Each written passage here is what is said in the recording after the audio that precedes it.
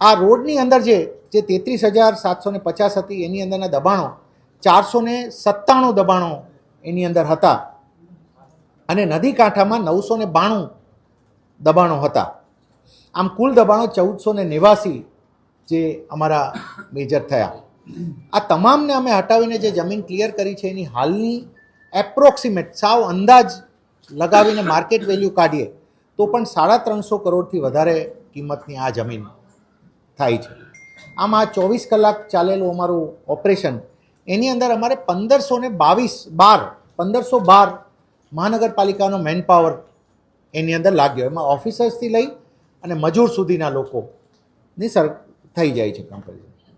અમારી મશીનરી 261 લાગી, જેમાં જેસીબીથી લઈને ટ્રેક્ટર સુધી આવી જાય છે.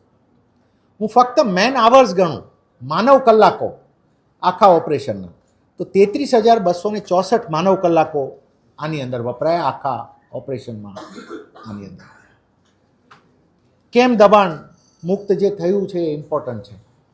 તો જે વિસ્તાર અમે દબાણ મુક્ત કર્યો છે, જે સેક્ટર 1, 2 અને 3, જે પહેલાં અમારા 3 સેક્ટર આવે છે, જો આપ જસ્ટ ગૂગલના મેપથી પણ રાજકોટનો એ મેપ એ જોશો તો ખોખરદરી નદી અને આજીની નદી ત્યાં આવીને ભળે છે. એટલે જ્યારે પણ વરસાદ આવે એટલે આજીનું પાણી સીધું એ દિશા તરફ આવે અને આજીનો પટ છે આખો.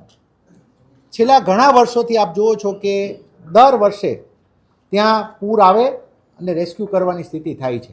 હું ફક્ત 2024નો આપને આંકડું આપું તો 2024માં 1378થી વધારે લોકોને સ્થળાંતર કરવા પડ્યા હતા ત્યાંથી, 1378 લોકો, અને 370 લોકો તો રેસ્ક્યુ કરવા પડ્યા હતા ત્યાંથી.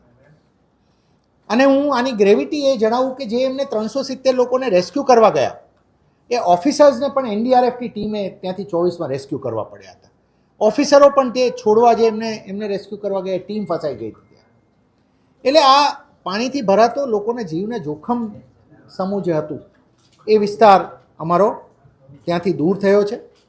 જ્યાં સુધી રોડની વાત છે તો એમ્બ્યુલન્સ, ફાયર કે પોલીસના વ્હીકલ પણ ના જઈ શકે એટલું નાનું, સાંકડું અને ગીચ જે હતું સ્ટ્રક્ચર, એની વચ્ચેના આ વિસ્તારમાંથી આ હવે 15 મીટરનો વાઇડ ટીપી રોડ પણ જે ખુલ્લો થયો છે. અને એનું પણ અત્યારે જે મલબો હટાવવાનું કામ ચાલે છે, જેવું પતશે એટલે પાછળ રોડનું કામ મહાનગરપાલિકા દ્વારા શરૂ થનાર છે આની પાછળ.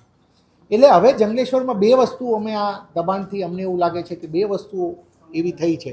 એક, નદીના જે દર વખતે પૂરથી આપણને ડર રહેતો હતો, લોકોના જાનમાલનો ડર રહેતો હતો, એનાથી હવે આપણે પૂરની બાબતમાં મુક્ત થયા છે. અને બીજું કે આ રોડ બનવાથી એમ્બ્યુલન્સીસ, ફાયર અને પોલીસના વ્હીકલ માટે પણ આ વિસ્તાર આખો ખુલ્લો થયો છે. આ થતાં કોઈ નાની મોટી આરોગ્યની ઇમરજન્સી, ફાયર ઇમરજન્સી અને કોઈ લો એન્ડ ઓર્ડરના ઇસ્યુ સમયે પણ એવું નહીં બને કે જંગલેશ્વરની અંદર નથી જઈ શકાતું, હવે જઈ શકાશે. એટલે એ પણ થાય છે.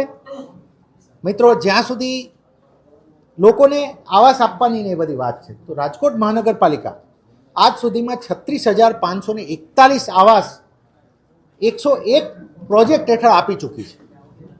અને આ વિસ્તાર જે છે એની અંદર 873 આવાસો આજ સુધી અપાઈ ચૂક્યા છે. 873 મિત્રો એ અપાઈ ચૂક્યા છે કોઈને કોઈ ફેઝમાં. અમે ડિમોલિશન કર્યું ને તો 2-4 વસ્તુઓ જે ધ્યાન આકર્ષક આપને કહીએ કે જે આપણે બધા, મેં આપને પહેલાં પણ કીધું કે we wanted to talk informally as well. કેમ કે એક મહત્ત્વનો મુદ્દો, કાચા મકાનો તો અમને નહિવત જેવા મળ્યા છે, જે કાચા માટીના નહિવત અમુકને ગણીએ ફક્ત ઉપર સ્લેબ ના હોય ને એવા આશરે 500 જેવા મકાનો છે, પણ પાકા ફક્ત પતરા હોય ઉપર એવા 500 જ છે. આ જે 1500ની આપણે વાત કરીએ છીએ, 1400 ઉપર 1500. બાકી જે 989 મકાનો છે એ વિગત થોડી વિચારવા જેવી છે. આ 500ની બાબતમાં પણ હું આપને કહું, આ 500માંથી અમને 250 એવા મકાનો મળ્યા કે જે એકદમ આઈડેન્ટિકલ લાઈનથી છે. આપ સમજો, 250 મકાનો અલગ અલગ એવા લાઈનમાં છે. એટલે હું 250 આઈડેન્ટિકલ નથી કહેતો, પણ આમ તમને 10-10, 15-15, 100-100, 50-50 એવી ઓરડી સેમ લાગે. સેમ વિન્ડો હોય, સેમ દરવાજા હોય, સેમ અંદરનો કલર હોય. તમે કહો મિત્રો કે શું 100-200 લોકો ભેગા થઈને આઈડેન્ટિકલ 100 ઓરડીઓ બનાવશે કે આ કોઈ બનાવીને ભાડે આપ્યું? આ પણ એટલે 500 પહેલાંની જે વાત કરી એમાંથી 250 તો આઈડેન્ટિકલ ઓરડીઓ. કોઈ આવ્યા અને એકલા એને દબાણમાં મકાન બનાવ્યું એવું નહીં. નિવાસી જે છે એની અંદર 50થી 100 વાર જમીનમાં ફેલાયેલા હોય એવા 800થી વધારે મકાનો જોવા મળે. 800 જેવા 100 વાર સુધીના મકાન છે.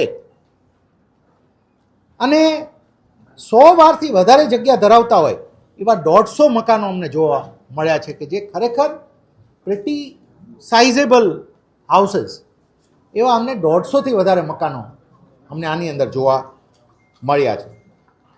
અને 200 હું આવાસો તમને એવા કહું કે એકદમ આધુનિક સુવિધા સાથેના અમને 200થી વધારે મકાનો અમને આની અંદર જોવા મળ્યા છે.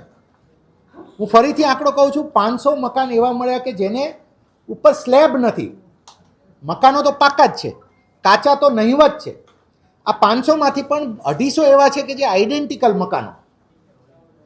અને એ જ રીતે 989ની અંદર બાયફર્કેશન કરીએ બાકીના વધતા એમાં, તો 200 જેવા મકાનો તો અતિ આધુનિક ફેસિલિટી, જેની અંદર એસીથી લઈને બધી ફેસિલિટીઝ આવી જતી હોય એવા અમને મકાનો જોવા મળ્યા છે. કાલનો અમારો દિવસ વિચારો કે પહેલા દિવસે અમે 1119 દબાણો તોડી શક્યા, બીજા દિવસે અમને ખૂબ અઘરું પડ્યું, કેમ કે બધા 2-2, 3-3 માળના મકાનો એ તોડવા માટે અમારા જેસીબી પણ ખૂબ મહેનત લાગી. એટલે એવું નથી, હું આનાથી જે આંકડાથી આપણે ક્લિયર કરું છું કે એવું નથી કે સાવ કોઈ કાચા અને સાવ ઝૂંપડીઓ વાળી સ્થિતિ હતી. આ ઉપરાંત અમે જો થોડુંક કિંમતને અંદાજિત આપણે આંકીએ ને તો 5 લાખ રૂપિયાથી જેની આવક કિંમત વધતી હોય ને મકાન બનાવવાની કિંમત 5 લાખથી વધારે, એવી કિંમતના અમને 750થી વધારે મકાનો મળે છે, જેની આમ અંદાજિત કિંમત આપણે બધે વેલ્યુએશન, ડિટેલ વેલ્યુએશન દરેક વસ્તુનું ના થઈ શકે at the time of demolition, પણ તમને નરી આંખે જેની કિંમત દેખાય છે કે આ બનાવતા 5 લાખથી વધારે આપણે ખર્ચો થઈ ગયો હોય એવા 750 મકાનો આની અંદર અમને જોવા મળ્યા. એનાથી મિત્રો, હવે આ સમયે હું આપને કમ્પેરિઝન આપું કે જે મહાનગરપાલિકા આવાસ બનાવ્યા છે એ અમે 2 લાખ રૂપિયામાં આપીએ છીએ. અને આજે પણ મહાનગરપાલિકા, કેમ કે પીએમએવાય જેવી એક એમ્પાવરિંગ સ્કીમ અમારી પાસે છે, પ્રધાનમંત્રી આવાસ યોજના જેવી સ્કીમ કે જે એકદમ બ્લેન્કેટ કવરેજ આપે છે કે બનાવો આવાસ, અને જે અમારી પાસે સરકાર ઈચ્છે છે કે અમે બનાવીએ. આ સ્કીમમાં અમે 2 લાખમાં આવાસ હમણાં આપને નવી અમારી જે અમારું રિપેરિંગ થાય છે 2 લાખમાં એ આપવાનું વિચારી રહ્યા છે. 2 લાખમાં તમને સરકારી આવાસ મળે, કાયદેસર મળે, એની નીચે આંગણવાડી મળે, એમાં પાણીની સુવિધા મળે, એમાં ડ્રેનેજ મળે અને સુવ્યવસ્થિત આયોજિત હોય મકાનો. એની સામે 5 લાખની કિંમત થઈ શકે એવા અમને 750 મકાનો એવા પણ મળ્યા છે કે જે સરકારની દબાણવાળી જગ્યામાં અને આ રીતે હોય છે. એટલે એક છે. અને 250 જેવા મકાનોની કિંમત હું કાઢું તો 15થી 20 લાખ રૂપિયાની એવરેજ ખર્ચ થઈ શકે એવા અમને 250 જેવા આવાસો આની અંદર જોવા મળ્યા છે.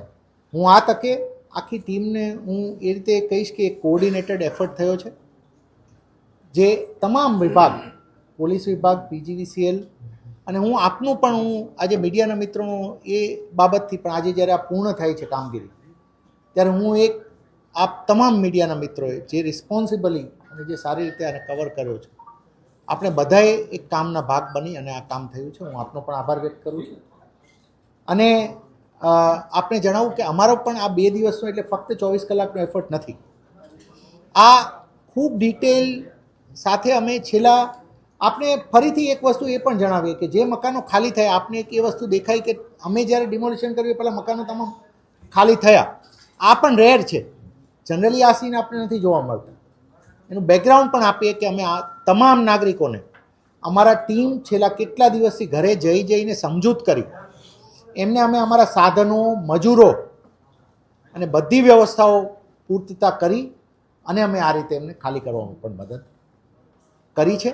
અને રાજકોટ મહાનગરપાલિકા માણસો માટે, નાગરિકો માટે આવાસનું કામ કરવામાં પણ એટલી જ એક્ટિવ છે. અને હું આપને એ પણ જણાવું કે અમારો આવતા 5 વર્ષનો ટાર્ગેટ 30,000 નવા આવાસ બનાવવાનો છે. રાજકોટ મહાનગરપાલિકા આવતા 5 વર્ષમાં મધ્યમ અને બિલો દેટ સામાન્ય માણસો માટે 30,000 નવા આવાસ વિસ્તાર બનાવવા જઈ રહી છે આવતા 5 વર્ષ.